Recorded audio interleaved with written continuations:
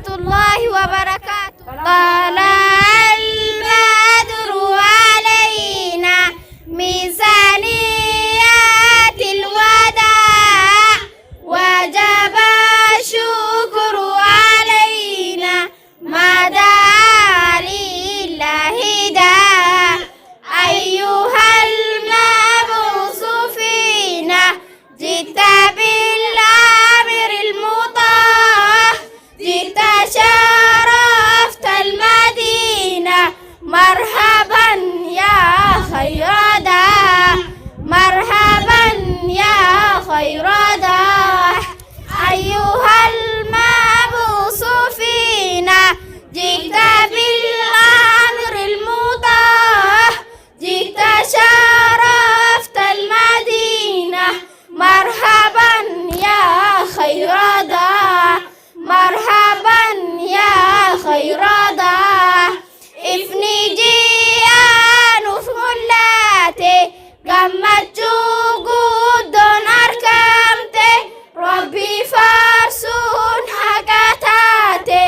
khayrii guddoon nuuf argamte rabbi faarsuun haqa taate khayrii guddoon nuuf argamte sayyiduna muhammadi nu hundaatti insi fi jinni maraatti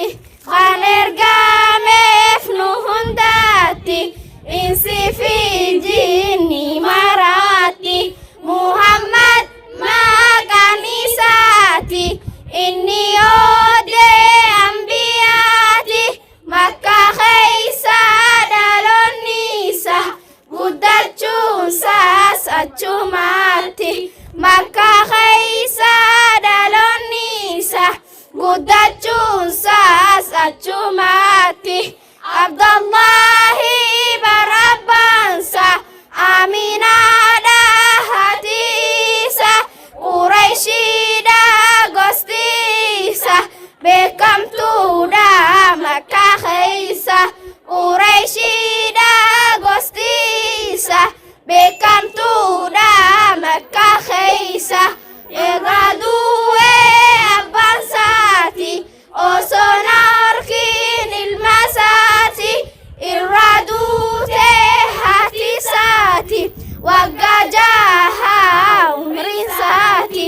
waggaa jaha dhataani haadha abbaa saftahaani waggaa lamaaf guddisaani eegas irraa bardu'aani eegaa lamaaf guddisaani eegas irraa bardu'aani eegaa du'ee akakoonsa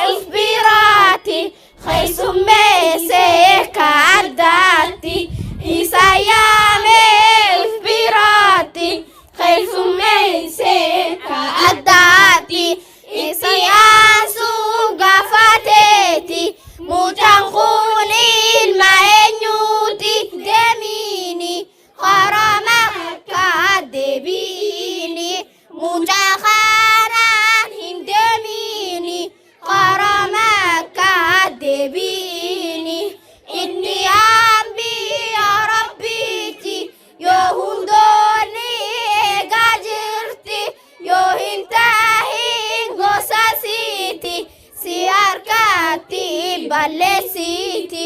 yoo hin ta'in gosaasiti si harkatti balleessiti umri isaa guddachaa dhufte waggaa 25 guute Khadijaan isa yaamatte hojiidhaaf isa filatte Khadijaan Makka keessatti dubartii akka dureetti orma dhiiraa hojjechiisti Shaamii fi Makka jidduutti orma dhiiraa hojjechiisti Shaamii fi Makka jidduutti erga Rabbii akhlaaqni isaa gaafumaa ijoollummaa isaa halaalaa fi si harkisa namu qaba jaalalaasa nutis qabna jaalalaasa namu qaba jaalalaasa nutis qabna jaalalaasa irrisiin hedduu jaalatti yeroo yaamtuu maqaan isaati Amiin jechuun isa yaamti Siddiiqis maquma isaati Amiin jechuun isa yaamti Siddiiqis maquma isaati Khadijaan kana dhageesse akhlaaqne hojisii isarra keeyse akkasiin hojiirra keeyse hojisii isarra keeyse akkasiin hojiirra keeyse Khadijaan isa ilaate jaalachuus itti himte innis ni qaasi godhate haadha manaasa godhate innis ni qaasi godhate haadha manaasa godhate طلع البدر علينا من ثنيات الوداع أيها المبعوث فينا جئت بالأمر المطاع جئت شرفت المدينة مرحبا يا خير داع مرحبا يا خير داع طلع البدر علينا من ثنيات الوداع وجب الشكر علينا ما دعا لله داع أيها المبعوث فينا جئت بها مرحبا يا خير داع صلي على النبي صلى الله عليه وسلم يا بلي تريد إسناد عندي إرقم ربي هاردفنو